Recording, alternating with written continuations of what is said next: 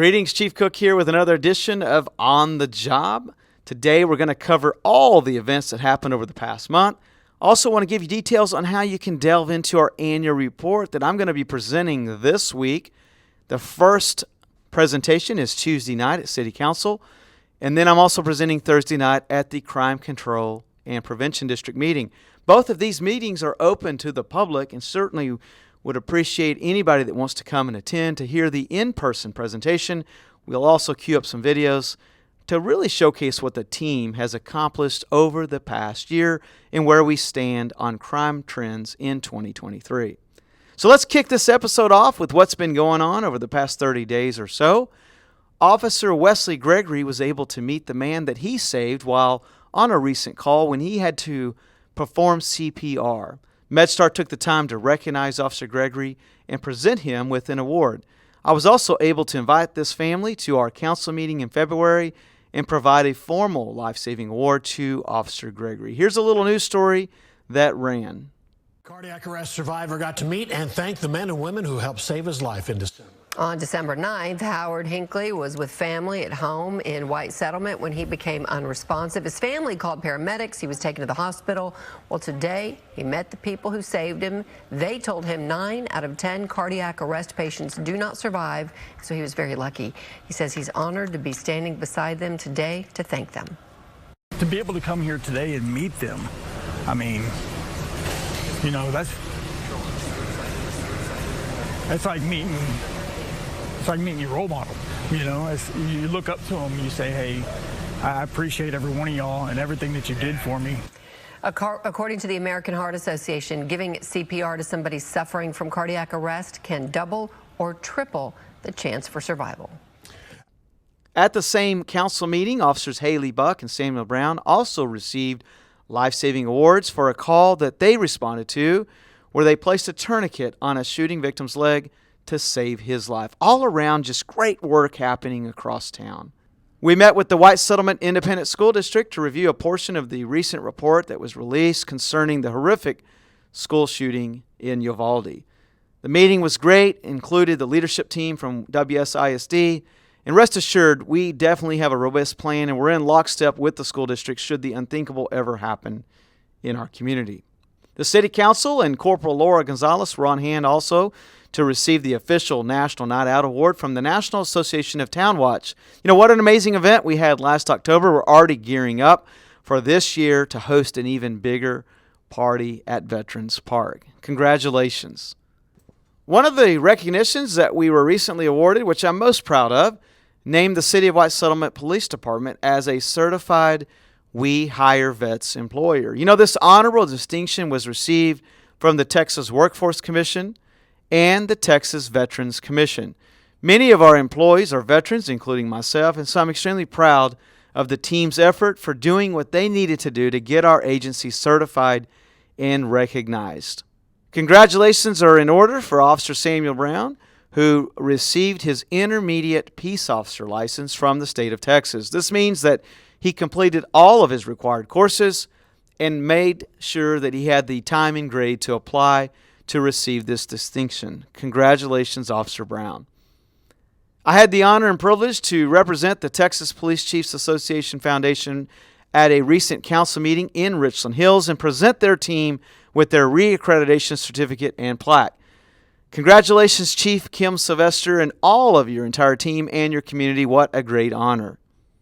Congratulations also to Assistant Chief Roger Yount and Sergeant Frank Blaustein, both of whom graduated from a month-long school of police supervision hosted by the Institute for Law Enforcement Administration. You know, this is a great leadership school. We send all of our supervisors through this training.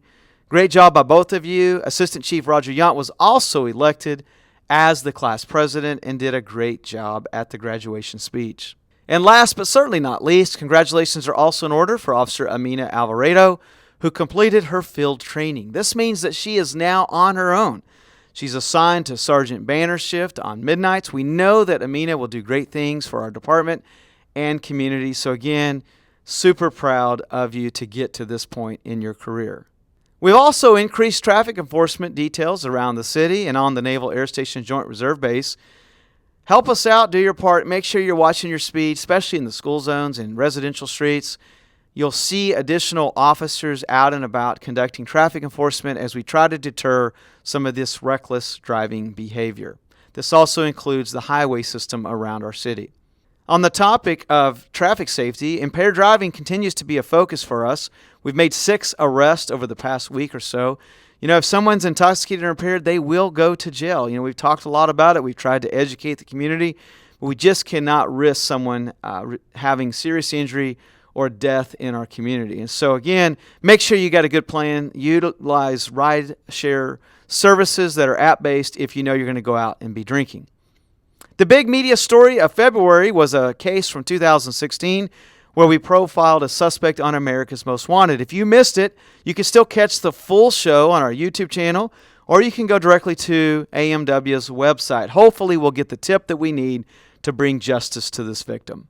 Tonight's episode of America's Most Wanted on Fox featured a case from the Fort Worth suburb of White Settlement.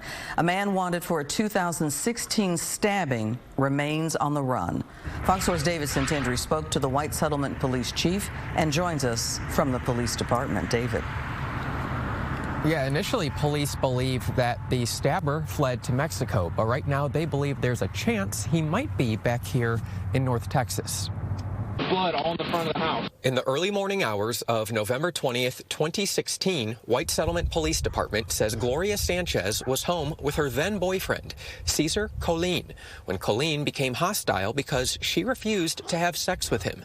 That led to her getting up to call police. He told her, if you call, I'm going to kill you. Colleen learned Sanchez called 911, so he stabbed her 5 times, according to the department. Pretty significant injury. She tries to get away. She ends up outside. She's trying to get to the neighbor's house just for help. She ends up collapsing. Investigators located Sanchez in a pool of blood, but Colleen was gone, and he's still on the run. We know that someone knows where this guy's at. Police believe Colleen initially fled to Mexico, but where is he now? He may have come back from Mexico, could even be in the North Texas area. White Settlement PD is now working with America's Most Wanted in an effort to catch the criminal. The 911 dispatcher could not ascertain what exactly was going on, but she did hear a female screaming for help. Colleen had taken Gloria's phone away from her and ran out the back door with both Gloria's phone and the bloody knife to the neighboring street, where he dropped both the phone and the knife, and we believe that he fled the area. Hello? Luckily, the phone was able to stay connected, and the 911 dispatcher heard everything. Sanchez was left for dead that morning. She nearly bled out, but first responders showed up with tourniquets. Listen to 911 dispatch. A woman screaming. They found the cell phone in the grass and a knife with blood on it.